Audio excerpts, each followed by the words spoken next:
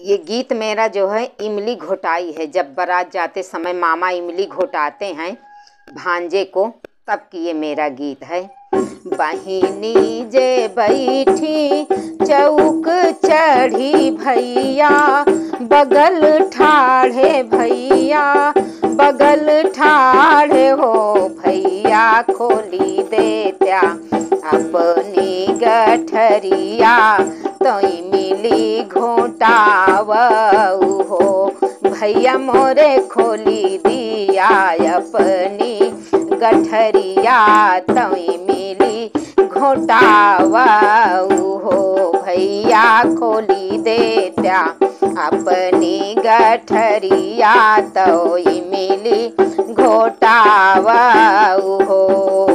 भैया जी खोलनी गठरिया मोहरिया, निकालनी सिकड़िया, निकालनी चयनवा, निकालनी हो भैया, दे दी है इमली घोटाई भायन नेव छावरी हो भैया, दई दी है इमली घोटाई भायन नेव छावरी हो।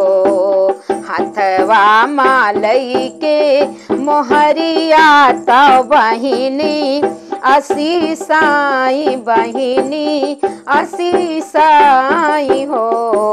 हथवा मालई के चयनवा, तो बहिनी देखावई सब का बहिनी असी साई हो भैया, अमर राय भौजी कै सोहाग, भतीजवा अमर राय हो। भैया बाढ़े मोरा नैहर नगरिया, अंगन मोर अजोर की हो।